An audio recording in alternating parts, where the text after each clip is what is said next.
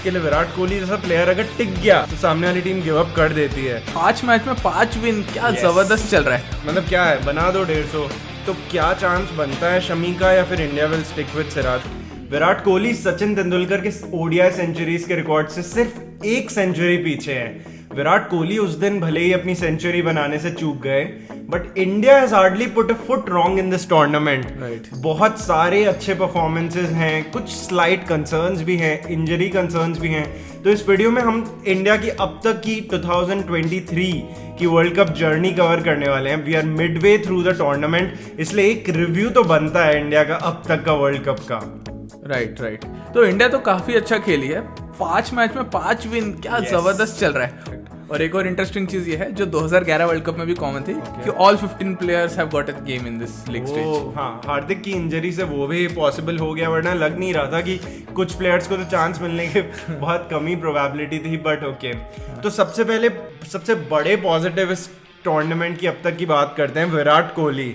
विराट कोहली को तो मैं पॉजिटिव बोलूंगा ही नहीं, वो तो मैं एक्सपेक्टेड ही बोलूंगा, क्योंकि जब तक विराट कोहली होते तब तक मुझे लगता ही नहीं कि इंडिया कभी हार सकता है। मतलब विराट कोहली अगर क्रीज पे है तो मेरी होप्स अलाइव है। कोई भी मैच लो, कोई भी कुछ कर लो, विराट कोहली अगर रन चेस करे तो मेरा होप से इंडिया जीतेगा। बट सबसे अच्छी बात यह है कि जब विराट कोहली जैसा प्लेयर फॉर्म में होता है तो वो कभी अपनी अपॉर्चुनिटीज मिस करता ही नहीं है। मतलब एक मैच में 85 बनाए, फिर सेंचुरी भी बना दी, फिर 95 बना दिया।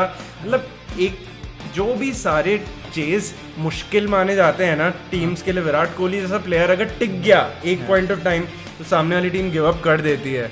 मतलब विराट कोहली ने जैसा परफॉर्म कर दिया उस कारण विराट कोहली लाइमलाइट ले गए, पर रोहित शर्मा भी एक्सेप्शनल फॉर्म में है। हाँ, काफी ऐसे contrary to his original style of play खेल रहे हैं। मतलब जनरली वो इनिंग्स बिल्ड करना, आराम से टाइम लेके लंबी इनिंग्स खेलना पसंद करते हैं, but for some reason and it is working, उन्होंने ऐसा अप्रोच लिया कि स्टार्टिंग में ही धुआ कर देंगे। मतलब ऐसे सहवाग स्टाइल अप्रोच लिया, but a more consistent Sehwag type कि आएंगे मारेंगे, जब तक मारते रहे मारेंगे, और बहुत देर तक मार ले तो उसी समय मैच खत्म, नहीं तो कोई ना कोई तो खत्म कर ही देगा। तो एकदम अच्छा खेल रहा है रोहित शर्मा। वो सब तो बहुत अच्छा है, पर ये 40s में आउट होना मुझे थोड़ा प्रॉब्लमेटिक लगता है। मतलब ठीक है, कुछ ज्यादा सोचने की बात नहीं है, but at the same time Rohit Sharma ऐसा प्लेयर 45 पे पहुंचा है तो ऐसा लगता है ये 150 बना ही देना आज। मतलब क्या है, बना दो 150।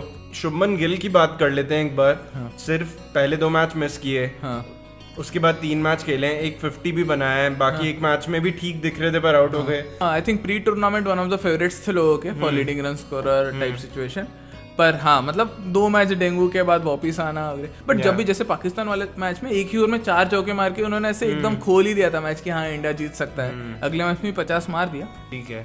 इसके अलावा एक प्लेयर जो मुझे ऐसे बहुत हैप्पीनेस दे रहा है वो है केएल राहुल।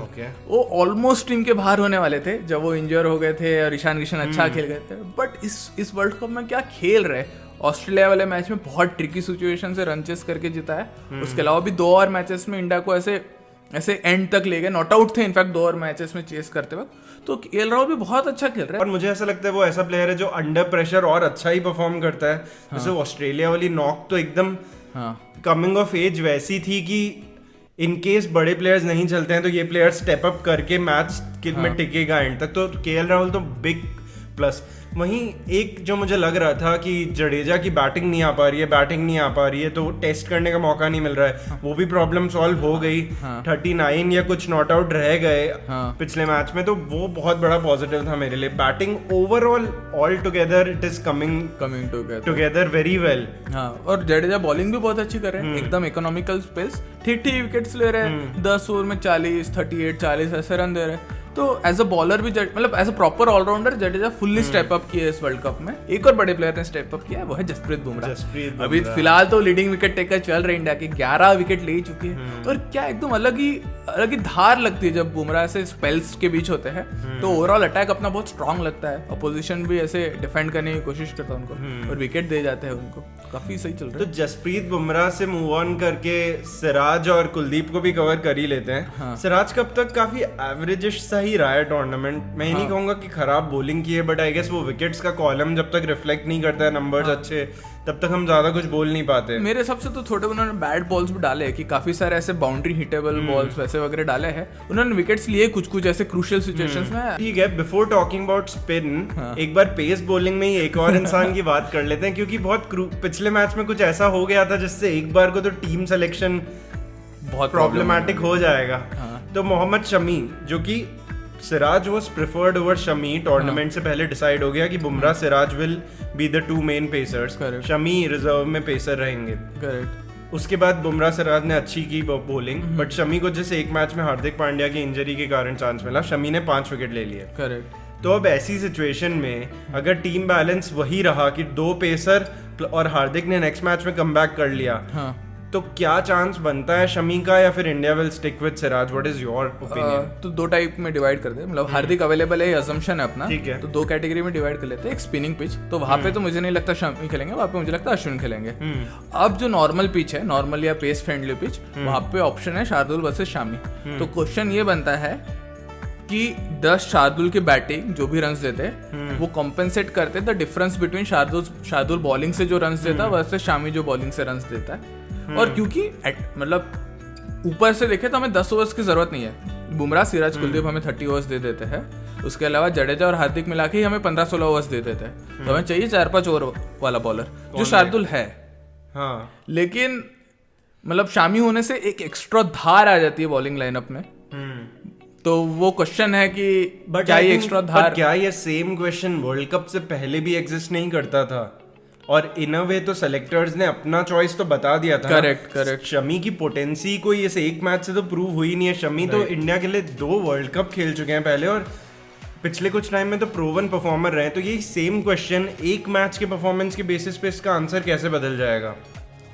और प्लस शार्दुल 5 ओवर के बॉलर तो नहीं है, मोस्ट ऑफ द मैचेस में 8 से 9 ओवर भी 10 भी डाले हैं 2 मैच में, तो पूरे 10 डाले हैं।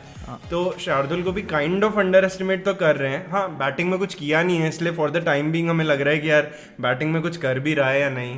बात वही आती है कि क्या हमें प्रॉपर 10 ओवर शामी जैसा बॉलर चाहिए, या are we okay with having a 6th bowler kind of a person.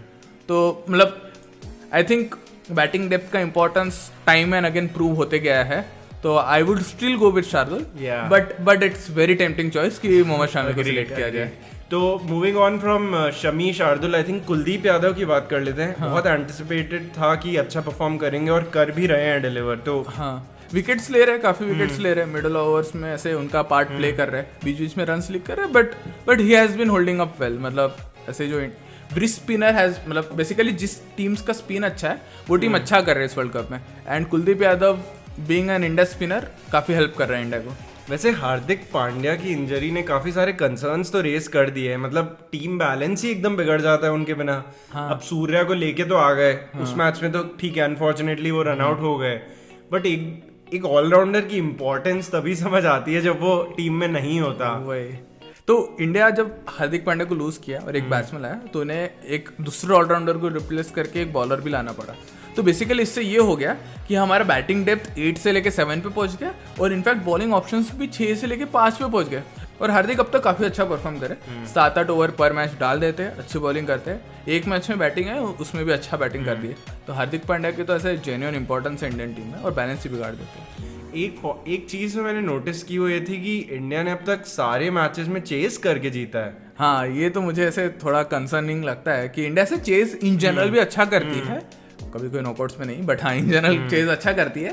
पर ऐसे मैं चाहता हूँ कि इंडिया कभी फर्स्ट बैटिंग करते हुए भी जीते, क्योंकि नहीं तो सडनली अगर सेमीफाइनल फाइनल में ऐसा हो गया कि एकदम फर्स्ट बैटिंग आ गई और इंडिया को आता ही नहीं है फिर चेस रन्स बिल्ड करके डिफेंड करना, तो थोड़ा हो सकता है दिक्कत हो।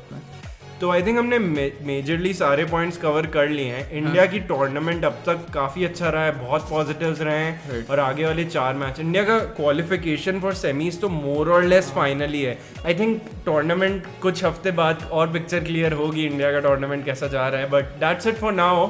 ये कवरेज था हमारा mid week analysis of Indian team's journey so far in the tournament.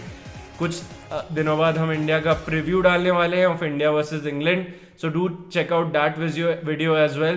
Like, share and subscribe to the channel. Thank you.